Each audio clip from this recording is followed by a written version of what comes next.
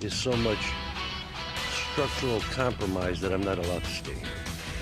Right now on News 410, 3 tornadoes touched down in western New York. Now some people are left without a place to live tonight. We will take you inside a heavily damaged home in Hamburg. And thankfully, the weather was quiet today to clean up from yesterday's severe weather outbreak. But looking ahead into the weekend, we have more showers and thunderstorms to talk about. We'll let you know if any of them will be severe in your forewarned forecast. And new at 10, what happened right before a young man was killed in a crash in Genesee County.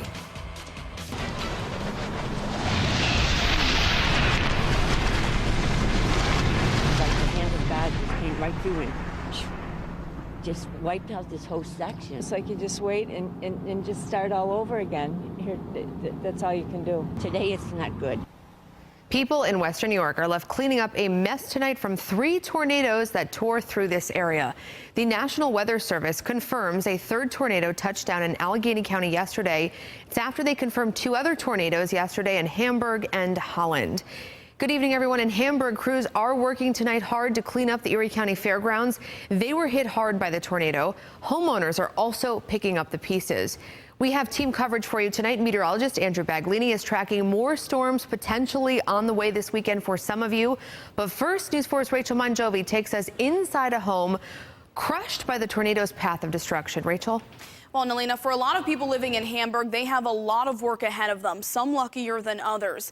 Last night, we showed you incredible damage of a Hamburg home. Tonight, we show you the inside and how fortunate the homeowner is to be alive.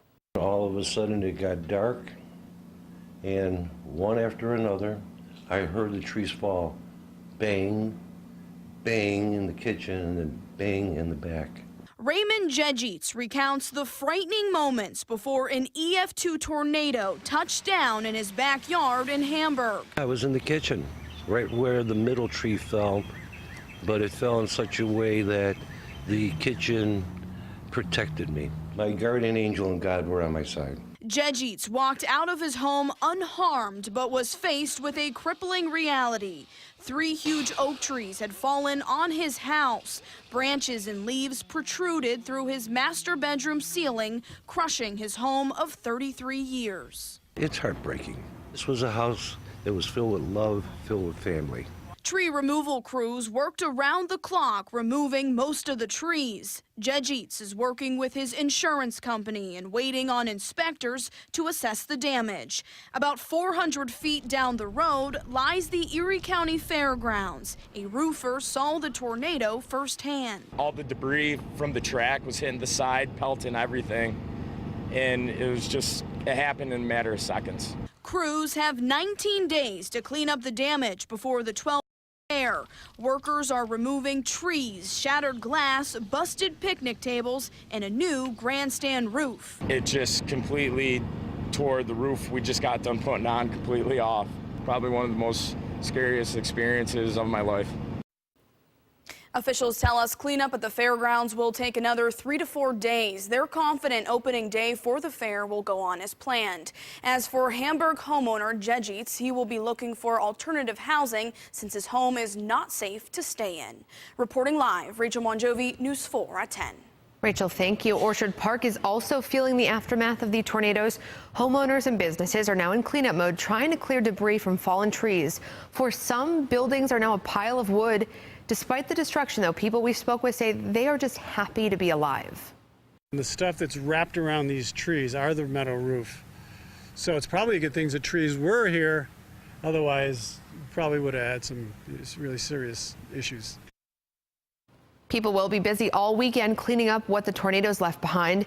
So are more storms on the way this weekend? Forewarned meteorologist Andrew Baglini joins us now. Andrew, good evening. Good evening. We do have more storms on the way. They're not going to be for everyone and primarily to the south. So that's good news for some of the south towns around Hamburg, Orchard Park. But it's still a wonder that there were no major injuries from yesterday's severe thunderstorms and tornadoes. So that is very lucky, obviously. Here's a look on the map of where we saw the 3 tornadoes touch down, the strongest of which around Hamburg, an EF2 tornado, another one around Holland, and then in Allegheny County, confirmed by the National Weather Service today, that was an EF1 tornado that touched down around 1:40 yesterday afternoon. Well, here's a photo from Roseanne in Hamburg, a much different scene from the photos that we were getting yesterday. A beautiful sunset. It was a much quieter day, and that was good news for folks assessing the damage and continuing to clean up. Now, tonight is a tranquil start to your weekend. We are mainly clear out there, just a few high, thin clouds, no rainmakers in sight here in western New York. But we do have some strong thunderstorms that are firing up back near Chicago,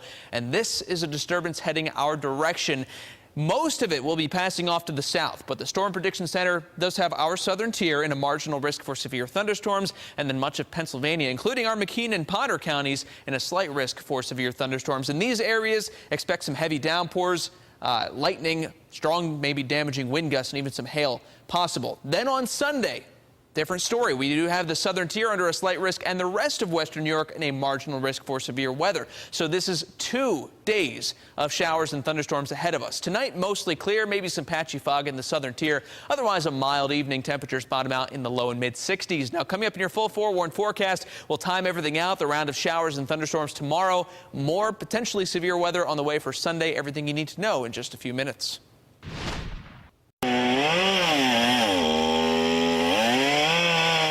That is a familiar sound if you live in a neighborhood hit hard by the tornadoes that toppled trees onto homes and in backyards. If you plan on trying to clear the trees on your own with a chainsaw, these are some tips you should think about before you start one up. Erie County Emergency Management says you want to make sure you're properly dressed to do this.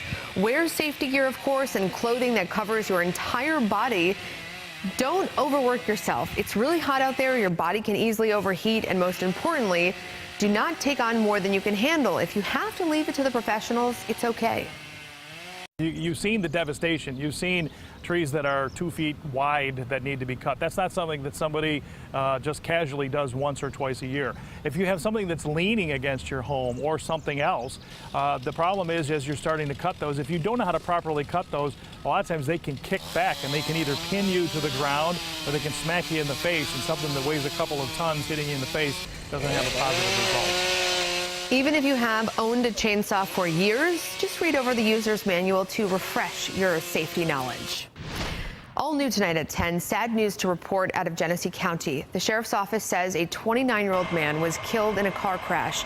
Gregory Walters' car was found against a tree around 3 o'clock near Route 20 in the town of Pavilion. The sheriff's office says he drove off the shoulder of the road, causing his car to roll over and then hit that tree. Right now, it's unclear exactly when the crash actually happened. This investigation is ongoing tonight. Town of Tonawanda police have issued a silver alert tonight for a missing 79-year-old man. This is a picture of him. This is Harold Roberts. Police say he was last seen near home on Parker Boulevard. He's around 6 feet tall. He has gray hair.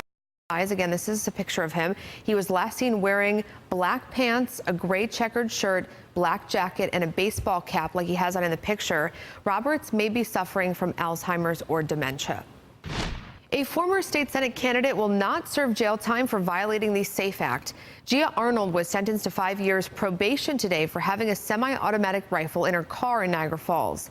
Arnold and another person were stopped by Falls police in February of 2016 for a traffic violation. That's when officers say they found the gun. She challenged George Maziarz in the 2014 state Senate race. Spicer is out. Up next, meet his replacement, who is getting to work at the White House.